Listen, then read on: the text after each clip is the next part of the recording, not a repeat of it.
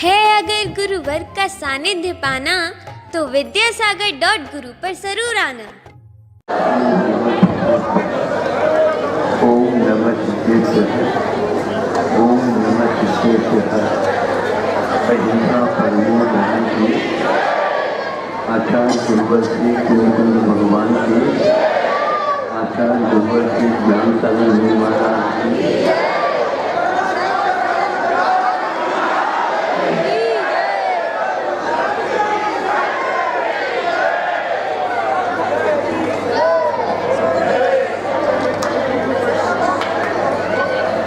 आप लोगों ने इस बारे में कभी चिंतन किया होगा, लेकिन बहुत कम लोगों ने चिंतन किया होगा।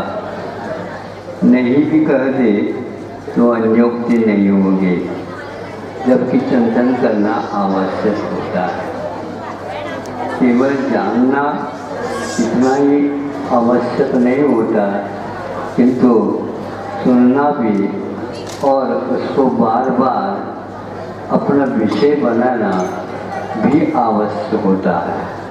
चिंतन एक ऐसा मंथन है जो हमारे लिए जो दृश्य नहीं था वह दृष्टि में आ जाता है। नवनीत को हमने देखा नहीं था, किंतु मंथन करने के बाद नवनीत अवश्य आता है। इसी प्रकार चिंतन वह वस्तु है जो हमें दिख नहीं रहा था, जिसके ऊपर विश्वास था, वह देखने को उपलब्ध हो जाता है। अब हम अपने विषय पर आ जाते हैं।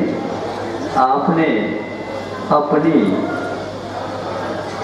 प्रतिलिपि का आकार को दो भागों में देख सकते हैं। एक तो ये है, जमीन पर देखो तो क्या है, इसको क्या बोलते हैं, इसको छाया। हाँ, परछाया, परछाया है, पर की छाया है। वहाँ अब इतने ही जान रखो। अब दिखा उसमें आपको आपकी है ये छाया, गलत ज्ञात हो गया, लेकिन नाक कान आदि आदि नहीं समझे, उसमें कुछ भी नहीं दिख पा रहा है। केवल आप लोग किसी एक देश में जाने के लिए गए और एक प्रकार से सीमा पर खड़े हो गए। ये देखो परदेश है, ये समझे। क्या दिखा? कुछ नहीं दिखा। वहाँ पर जाते, भीतर जाते, नगर देखते तो उसका सब कुछ होता, परदेश देख लिया। ऐसे आप लोगों की गत हो रही है, गति नहीं, गत हो रही है। गत का अर्थ दो होता है, एक तो अतीत हो रहा है, नहीं समझे, उसको गत बोलते हैं, अवगत बोलते हैं। इतना देख लिया, इसने भी संतुष्ट रखोगे क्या? उसी को दूसरी तरफ से हम देखते हैं। वहाँ पर ये तो छाया हो गई, वहाँ पर एक भुवनी रखी है और उसमें कोई भी तरल पदार्थ भर दिया गया है। उसमें उसके सामने जाकर खड़े कर दो तो उसमें भी क्या, वो भी छाया है। वो छाया नहीं, वह प्रतिबिंब है। प्रतिबिंब में और छाया में क्या अंतर है? और आप खड़े हैं, उसमें क्या अंतर है? तीन हो गए। आप खड़े हैं, एक तरफ छाया पड़ रही है, एक तरफ सामने प्रतिबिंब पड़ रहा है, और है हमारी ये दोनों चीज़ें, किंतु उन दोनों में महसूस नहीं होता, केवल दृश्य दिखता। इसमें छाया भी दिखती है, दृश्य भी दिखता है और अनुभव भी होता है। इसलिए आप लोगों को चाहिए, धर्म करने से धर्म नहीं होता, धर्म को अनुभव भी करना होता है। ये तो महाराज आपका काम है। हमारे लिए तो सुना दो, इसी में बहुत कुछ हो जाएगा। बहुत नहीं होता, कुछ हो जाता है, लेकिन वो क्या हो जाता तो आप ही जानो। हाँ, इसलिए थोड़े से कदम आगे बढ़ाओ। ऐसे नहीं है बच्चों के पीछे ही रह जाओ। बच्चों को साथ ले जाना है तो उसको साथ तो देना ही पड़ेगा।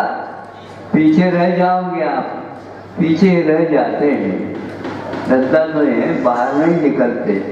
नाची को अपने गोद में भले ही ले लेता है, इतने में संतुष्ट हो जाता। किंतु बाहर निकलोगे तभी महसूस कर सकोगे।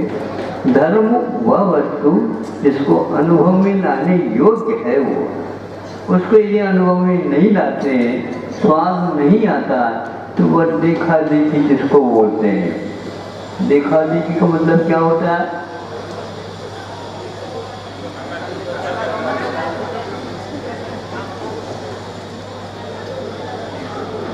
देखा देखी बता रहा है, देखा अदेखी ऐसा देखा और अदेखी निकाल दो, उसमें संधि निकल जाएगा। यानी एक साल पे देखा रखा, ये एक साल पर देखी रखी और उसके साथ जोड़ दो अदेखी, कछु नहीं देखा। इसको बोलते हैं देखा देखी। आप क्या चाहते बता? देखी तो अच्छा है, देखा बिल्कुल अच्छा है, लेकिन आप तो देखा देखी करते हैं। यह हमें समझ में आ जाता है, हम इससे संतुष्ट नहीं होते। इसका अर्थ है आप ऊंचा ही धर्म करोगे, हम कभी भी आप लोगों से संतुष्ट नहीं होंगे। भले आप बुरा मानो तो हमें का अच्छी नहीं होगा।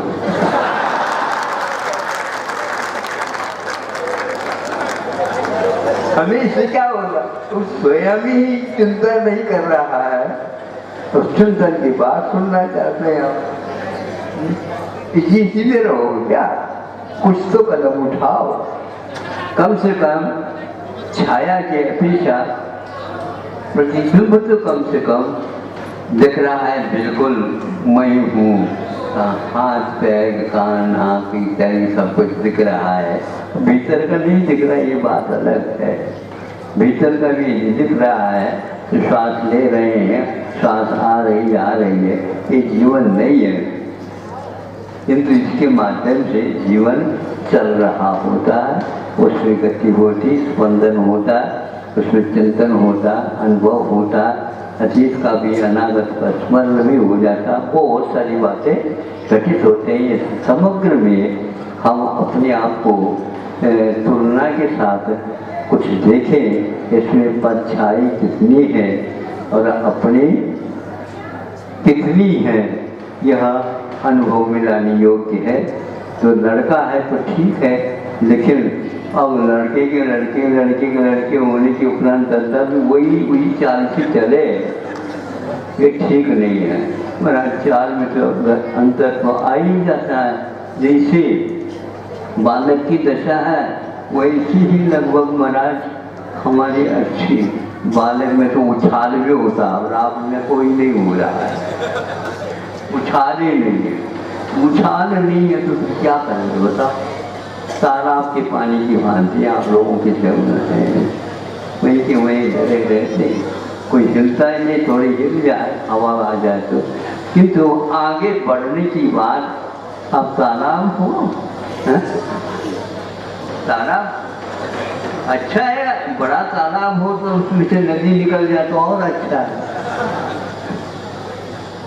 आपके पास न गहराई है न उछाल है, क्या है कहने को है? तो दो एक महीने भर जाता पानी से, फिर बाद में छूट जाता। उसी वजह से गाड़ियां भी चल रही हैं, छूटी नहीं, नदी काहे बना दिया हो। लेकिन ध्यान रखना, नदी को पार करते साइकिल से भी पार करते हैं तो कर नहीं सकोगे, क्योंकि रेत में साइकिल नहीं चलते, नाव चलते। ये गति होती है। वृद्धावस्था में न सड़क पर चल पाएंगे, न रेत में चल पाएंगे, और न पानी देख पाएंगे। यूं जीवन होता जाता है। इसलिए ये हमने उदाहरण दिए हैं, छाया और बिंब, प्रतिबिंब, इन दोनों में तो बहुत कुछ अंतर है परोक्ष दोनों, लेकिन पर्यासित हैं। फिर भी हम एक में अपने आप को पहचान लेते हैं कि मान थोड़े से वहाँ पर कालिमा लगी है तो हाथ वहीं पर चल जाते हैं। आपके पास क्या आँख है क्या? नहीं है ना। लेकिन वहाँ जो है बिंब को देखते हैं तो यहाँ पर लगी हुई है, हम हाथ से धो लेते हैं। और छाया में भी वह लगी तो होगी, लेकिन न छाया में न कालीमा दिखती है, न तो और कोई भी दिखता है। ये जीवन ठीक नहीं है। इसलिए हमें परोक्ष में भी कुछ प्रत्यक्ष का एहसास होता है, वह अनुभव के साथ, चारित्र के साथ, चलने के साथ ही होता है। इतना ही पर्याप्त है। आचार्य गुरुवर्षी विद्यासागर जी महामंडराज की राजस्थान घाटोल से जो समाज में बधा रहे आशीर्वाद